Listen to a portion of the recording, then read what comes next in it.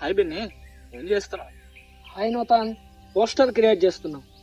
ఏం పోస్టర్ బిన్ని? రేపు స్వాతంత్ర దినోత్సవం వస్తుంది కదా, 79 సంవత్సరాలు ముగించుకొని 80వ సంవత్సరాలకు అడుగు పెడుతున్నాం నూతనం. అది పోస్టర్ క్రియేట్ చేస్తున్నా. అయితే గర్వించదగిన విషయమే అంటావా? అదేంటి అలా అంటావు నూతన్? ఆ రోజు చాలా గర్వించగలిగిన రోజు. స్వాతంత్ర్యం అంటే ఏంటి బిన్ని? స్వతంత్రంగా జీవించడం, మన బ్రతుకు బానిస బ్రతుకుగా కాకుండా స్వేచ్ఛగా జీవించడం నూతన్. ఓకే, మరి స్వేచ్ఛగా బ్రతుకుతున్నారంటావా? ఈ భారతదేశం అందరూ కలిసి సమానంగా జీవించాలని భావించే దేశం. నేను ఈ దేశంలో పుట్టినందుకు చాలా గర్వంగా ఫీల్ అవుతున్నా. అయితే చాలా మంచిది బిన్ని. ఎవరికి సమస్య లేకుండా ఉన్నాయి అంటావా? సమస్యలు అంటే అందరికి ఉంటాయి, సమస్యలు లేకుండా బ్రతకగలరు ఎవరైనా? సమస్యలు అంటే వ్యక్తిగతంగా వచ్చే సమస్యలు కాదు, దేశంలో ఉన్న ప్రతి ఒక్కరికి సమస్యలు లేవంటావా? అవి కామన్ అవుతాను. అసలు కామన్ అనుకుంటే ప్రతి విషయం కామన్ గానే ఉంటుంది బిన్ని.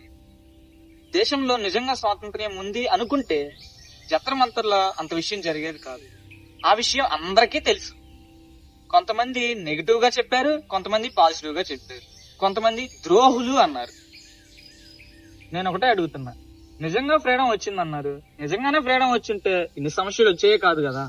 ఉద్యోగాలు కొరతగా ఉన్నాయని అడగటానికి స్వేచ్ఛ లేదు, పేపర్ లీక్ అయిందని అడగటానికి స్వేచ్ఛ లేదు, మాట్లాడడానికి వెళ్తే గాయాలు పాలయ్యారు. మనిషి అడగలేకపోతున్నాడు, స్వేచ్ఛగా జీవించలేకపోతున్నాడు. ఇంకెక్కడ స్వేచ్ఛగా జీవించేది?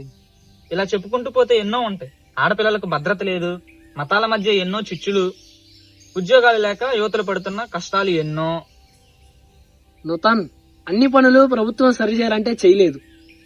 దీన్ని ఏ పరిపాలకులు ఉన్నా వాళ్ళ పార్టీ సైడే చూసుకుంటున్నారు. తర్వాత కూడా వాళ్ళ పార్టీయే గెలవాలంటే ఏం పనులు చేయాలని ఆలోచిస్తున్నారు తప్ప సమాజాన్ని ఎలా బాగు చేయాలని, ఎలా సరిచేయాలని ఆలోచించట్లేదు. Freedom is a state of mind.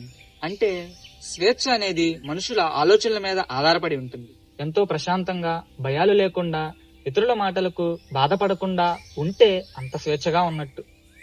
స్వార్థం వారిది, ఎవరో మనిషి మార్పు కోసం పాలించట్లేదు. నిరుద్యోగం నిర్మూలించడం చాలా కష్టం. దీన్ని నిరుద్యోగం నిర్మూలించడం చాలా కష్టమే. చదువులో నాణ్యత లేదు. కొంతమంది బాగా చదువుకుంటున్నారు, కొంతమంది అసలు చదువుకోవట్లేదు, కొంతమంది సర్టిఫికేట్